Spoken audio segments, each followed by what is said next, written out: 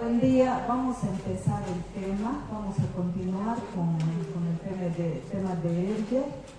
Vamos a ver ahora el esófago de Barrett, que es una de las complicaciones de la enfermedad por reflujo gastroesofágico.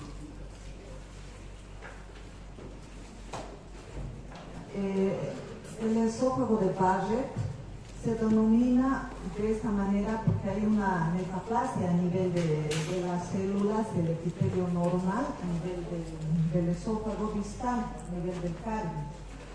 Entonces es una condición en la cual el epitelio columnar especializado con células caliciformes, este epitelio es de tipo intestinal, va a reemplazar el epitelio escamoso del esófago. Es un proceso de metaplasia. Y esta metaplasia está producida por el reflujo gastroesofágico crónico. Se denomina Barrett verdadero a la metaplasia de epitelio columnar especializado. Cuando hablamos de epitelio columnar especializado, es que tiene células caliciformes productoras de moco. A esto se denomina metaplasia intestinal y constituye una condición premaligna. Acá en esta figura se puede observar el epitelio normal del esófago, que es de un color rosa pálido. En cambio, el epitelio del estómago ya es un rosa más intenso, ¿no? Un rojo más intenso. Y aquí observamos cómo la línea que debería ser circular regular está desplazada hacia el esófago. A estas áreas se denominan áreas de metaplasia.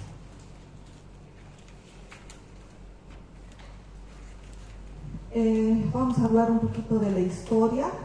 En 1950, Norman Barrett hizo la primera descripción de úlceras pépticas a nivel del esófago. Más adelante, Allison y Johnston observaron que no era un esófago corto. Se pensaba que era esófago corto por esa característica de la mucosa, ¿no? Ni tampoco se trataba de un estómago desplazado, sino que era un epitelio escamoso que fue reemplazado por epitelio columnar propio del epitelio intestinal, ¿no? Una metaplasia intestinal. Y en 1976 ya Paul identificó tres tipos de epitelio columnar: el cardial o de la unión, que contenía células mucosecretantes; el púndico, que contiene células parietales y principales; y la metaplasia columnar o epitelio columnar especializado con células caliciformes. Este último es la metaplasia intestinal.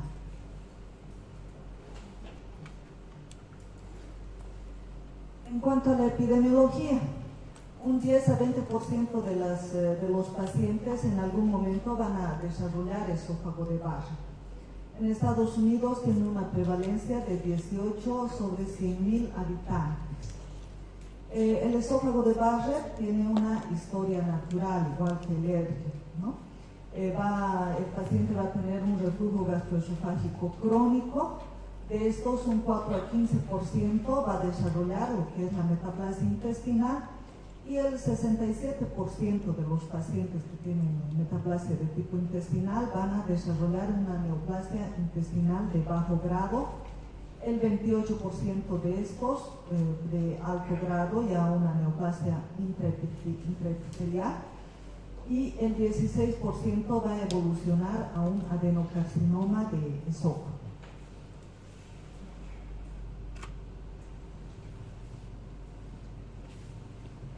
En la etiología principal es el reflujo gastroduodenal, ¿no?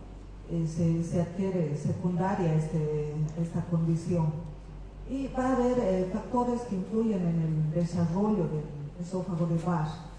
El reflujo gastroesofágico se debe a hipotonía del esfínter esofágico inferior en forma de relajaciones transitorias, disfunción peristáltica acentuada.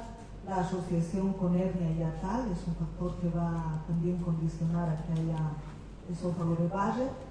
La disminución de la motilidad gástrica, el descenso del factor de crecimiento epidérmico, de mucinas, y también influye en forma importante la composición ácida del contenido gástrico, la acción de las enzimas, la pepsina, la lipasa, aquí también entra la bilis, ¿no? Que es una sustancia de tipo alcalino.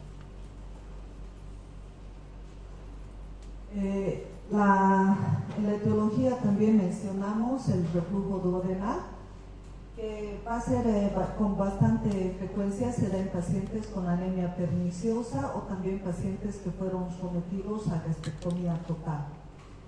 El reflujo duodeno-pancreático, que va a contener sales biliares, enzimas pancreáticas, lisolecitina y todas las sustancias que produce el páncreas. Y también en la etiología se menciona que todos estos factores van a interactuar en forma sinérgica con la actividad acidopéptica del ERG crónico, y la actividad de ambos produzcan mayor lesión y formación de un esófago de Barrett. Entre otros agentes etiológicos se menciona el tabaco, el alcohol, la terapia antineoplásico, el uso de inhibidores de los canales de calcio, el nifedipino, amlodipino. Todos esos medicamentos pueden predisponer la generación de radicales de oxígeno reactivo. En la patogenia tenemos teorías, ¿no? Se dice que el tipo histológico de la metaplasia depende de las características dominantes del reflujo, o sea, qué material está refluyendo con mayor frecuencia. Hemos mencionado que puede ser contenido gástrico o duodenal. Entonces, en ese sentido, si existe un reflujo acidopéptico, donde el componente principal va a ser el ácido clorhídrico, se menciona que el modelo metaplásico va a ser gastrocínico, o sea, va a haber una metaplasia con células propias del estómago. Cuando hay reflujo duodenal y una asociación a Helicobacter pylori, la metaplasia va a ser de tipo intestinal, y esta área de metaplasia es resistente a la bilis. Y tenemos reflujo mixto cuando el reflujo es gástrico y duodenal. En este caso nos va a dar un patrón histológico en mosaico. Va a haber áreas con modelo metaplásico gastrocímil y de tipo intestinal. También se menciona que el reflujo de bajo grado, bajo nivel, nos va a dar metaplasia de tipo fúndico, o sea, células propias del estómago a nivel del fondo. Y el reflujo de alto nivel o de alto grado nos produce una metaplasia intestinal con intestinilización progresiva del epitelio y aparición de células caliciformes. En este caso ya estamos hablando de un epitelio de Barrett o esófago de Barrett verdadero. En el esófago de Barrett se va a producir una expansión del compartimiento proliferativo a la superficie de la nueva mucosa. En esta área se va a producir un reclutamiento de células quiescentes, o sea, células jóvenes que van a tener una citodinamia acelerada. Sobre esta base va a progresar a displasia de bajo grado, posteriormente displasia de alto grado y adenocarcinoma. En la displasia ya vemos células alteradas en la forma, ¿no? Y entonces ya son lesiones premalignas. Se pueden solicitar marcadores biológicos como el gen P53 y el P16, que es el gen supresor tumoral.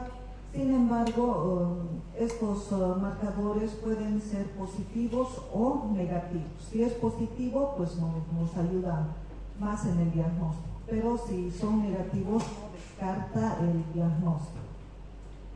También se puede solicitar anticuerpos monoclonales, el MAB-DAS1. En la presentación clínica ya hemos mencionado ampliamente la enfermedad por reflujo. Prácticamente es el mismo cuadro clínico. El diagnóstico se realiza generalmente en la edad media o en adultos mayores de 55 años. Es más frecuente en la raza blanca. Un 25% de los pacientes puede presentarse sin síntomas de reflujo gastroesofágico y los que tienen los síntomas van a tener los síntomas que ya hemos mencionado, de reflujo gastroesofágico crónico, la pirosis retroesternal, regurgitación, disfagia, cialorrea, dolor de pecho no cardiogénico y todos los síntomas que hemos mencionado, tanto esofágicos como extraesofágicos. Y las complicaciones son las ulceraciones, la hemorragia y la estenosis. El diagnóstico de esófago de Barrett se realiza mediante endoscopía y estudio histopatológico. En la endoscopía vamos a poder apreciar la línea Z, que es el lugar de transición entre la mucosa del estómago y la mucosa del esófago. Como les había mencionado, esta área va a estar desplazada, ¿no? Es irregular. Entonces, muchas veces tenemos estudios endoscópicos. Cuando la persona no tiene mucha experiencia, probablemente no nos describa las lesiones, pero si nos manda unas fotitos, podemos observar como aquí. Y esta es una imagen con cromoendoscopía, donde se observa claramente la línea divisora entre ambos tipos de epitetos. Y la histopatología nos va a informar sobre el patrón que tenga, ¿no? Si hay células caliciformes, si es un patrón gastrosímil o de tipo intestinal. Un 10 a 15% de los pacientes van a tener un segmento corto de esófago, de Barrett, ¿no? Se refiere al lugar donde inicia el área de metaplasia hasta arriba. Tiene que ser menos de 3 centímetros, ahí se denomina Barrett corto. Y cuando es mayor a 3 centímetros, ya decimos Barrett largo.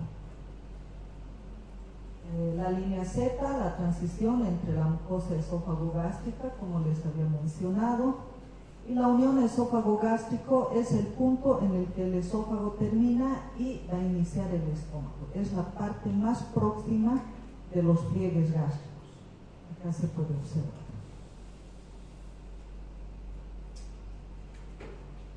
Tenemos criterios diagnósticos de esófago de Barrett. A la endoscopía, la presencia de epitelio columnar a nivel del esófago distal. A la histopatología, presencia de metaplasia intestinal especializada. Ahora, se llama displasia al cambio celular epitelial, ya sería neoplásico, que no se extiende más allá de la lámina propia y no tiene poder de metastización. No hacen metástasis. Cuando se realiza la endoscopía se debe tomar biopsias. Acá se está observando áreas extensas de esófago de Barrett. Se debe hacer la toma de muestras para biopsia en los 4 cuadrantes. Se divide en 4 el área y se va realizando en forma secuencial en todo el diámetro que esté afectado. La metaplasia intestinal puede ser circunferencial, como se observa acá, puede ser en lengüetas, también puede ser islotes, como se observa acá, y puede haber carcinoma intramucoso. El carcinoma intramucoso va a ser informado en el estudio histopatológico. En la endoscopía también se utilizan tinciones vitales. Esta es una tinción vital que se utilizaba antiguamente para demarcar las áreas de metaplasia intestinal. Tenemos varias tinciones como el azul de metileno, el lugol, azul de toluidina y el índigo carmín. Todos estos van a teñir, algunos tiñen el área afectada y otros no tiñen el área afectada. Por ejemplo, el azul de metileno va a teñir el área afectada, el lugol no la tiñe. y de acuerdo a esta tinción se puede hacer biopsias dirigidas. Sin embargo, actualmente ya tenemos la cromoendoscopía digital, pero en los lugares donde no tienen estos aparatos se puede todavía hacer este tipo de diagnóstico. Y acá ya con los nuevos endoscopios que tienen técnicas de magnificación, como se observa acá se observa un epitelio normal y un epitelio de Barrett. Acá se puede observar como en el microscopio. Y la cromoendoscopía, que utiliza luces para delimitar el área afectada, ¿no? Acá claramente se ve el esófago normal y áreas de metaplasia, acá igual, que simulan la cromoendoscopía vital. El tratamiento. En el tratamiento tenemos dos enfoques, el médico y el endoscópico. Siempre se debe hacer tratamiento médico y son las mismas pautas que hemos dado en la enfermedad por reflujo gastroesofágico con sus tres pilares fundamentales. Uno sería modificación en el estilo de vida y la dieta, ¿no? Una dieta blanda, sin sustancias ácidas. Ahora, se sugiere que cuando existe un Barrett largo, siempre se realice el tratamiento con IVPs. Y en el corto, si hay contraindicación de utilizar IVPs, se puede utilizar bloqueadores H2 de la histamina. Entonces, los tres pilares: medidas higiénico-dietéticas, aumentar el tono del esfínter esofágico inferior y el último, suprimir o disminuir la secreción de ácido. Y se acompaña siempre de tratamiento endoscópico. En el tratamiento endoscópico tenemos terapias de ablación de las áreas de metaplasia intestinal. Se va a retirar las áreas de metaplasia intestinal mediante distintos métodos. Estas terapias de ablación tienen la finalidad de incentivar la reepitelización de la mucosa a expensas del epitelio propio del esófago. Y siempre se va a acompañar con el tratamiento médico. Acá un recuerdo de lo que se hace en medidas higiénico-dietéticas: evitar comidas copiosas, es mejor que coman varias veces al día, 5 o 6 veces, no abusar de alimentos grasos, chocolate, bebidas con cafeína, bebidas con gas, alcohol, menta, cítricos. Aquí faltó el tabaco, aquí está, no fumar. No se debe recostar inmediatamente después de comer, por lo menos hay que esperar 2 horas, y se recomienda recostarse del lado izquierdo. Se debe evitar el sobrepeso, se debe indicar práctica de ejercicio físico, no fumar, y que tenga que ir a sus controles en forma periódica. Dentro del tratamiento endoscópico tenemos la gastropicatura endoscópica, que consiste en una sutura endoscópica de la unión esófago-gástrica y se conoce como endosímetro. También tenemos otro tratamiento que es el uso de energía de radiofrecuencia, se denomina Stretta. Está basado en el uso de radiofrecuencia aplicada en la unión gastroesofágica. Se observa, se está colocando la radiofrecuencia. Mediante la aplicación de esta técnica se va a realizar la ablación del esófago de Barrett y de esa manera se eliminan todas las células que pueden ser metaplásicas. Y también se puede hacer a nivel del esófago de Barrett la inyección de polímeros de Enterix con la finalidad de alargar la zona del esfínter esofágico inferior. También tenemos otros métodos de ablación endoscópica. Estos ya no son diferentes, se aplican diferentes sustancias a este nivel. Tenemos la aplicación de láser argon, el MPS, electrocoagulación multipolar, el PTB, el APC, que es con argon plasma, y tienen el objetivo de reducir o eliminar la evolución a displasia y riesgo de cáncer, y también eliminar o reducir la necesidad de seguimiento del esófago de Barrett. Ahora, una vez realizado el tratamiento, estos pacientes de todas formas tienen que hacer un seguimiento endoscópico. En los pacientes sin displasia se recomienda la realización de endoscopía cada 3 a 5 años. Se debe realizar tratamiento antirreflujo y terapias de ablación. En pacientes que tengan displasia de bajo grado, se debe realizar endoscopía cada 6 meses, el primer año, luego cada año, y se debe acompañar siempre el tratamiento antirreflujo y terapia de ablación.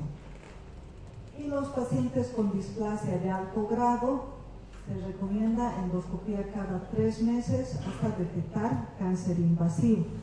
Y se debe hacer terapéutica endoscópica, se recomienda terapia corporodinámica, resección mucosa endoscópica o esofaguectomía. En este caso ya estamos hablando de tratamiento quirúrgico.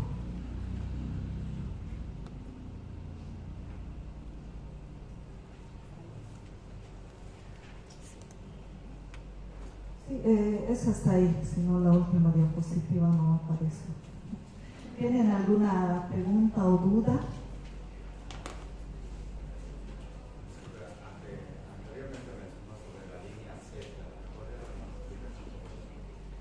La línea Z es el área de transición, o sea, es el área donde cambia la mucosa del esófago y aparece la mucosa del estómago.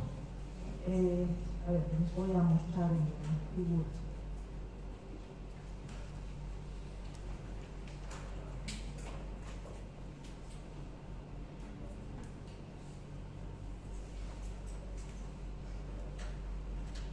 Esta área, ¿no? Normalmente en la anterior clase les puse una normal. Normalmente tendría que ser redondeada, lineal, regular, ¿no? Esa es la línea Z, el área donde cambia el esófago, el epitelio del esófago con el epitelio del estómago. Y cuando está elevada ya se sospecha de esófago de Barrett en endoscopía. En esas áreas se debe tomar biopsias y hacer estudio histopatológico. ¿Otra pregunta?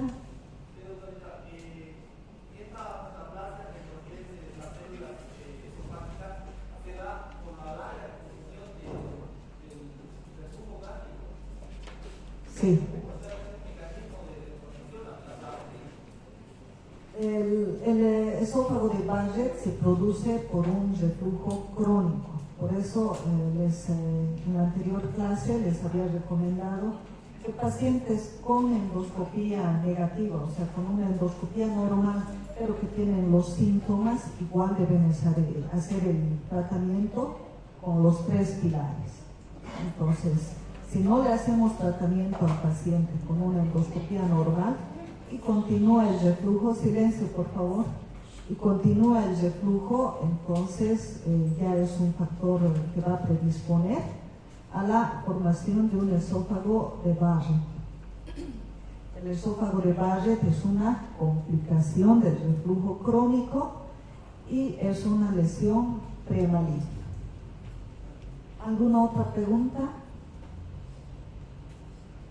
¿O alguna duda, algo que no hayan entendido bien? ¿Nada? ¿Qué hora es?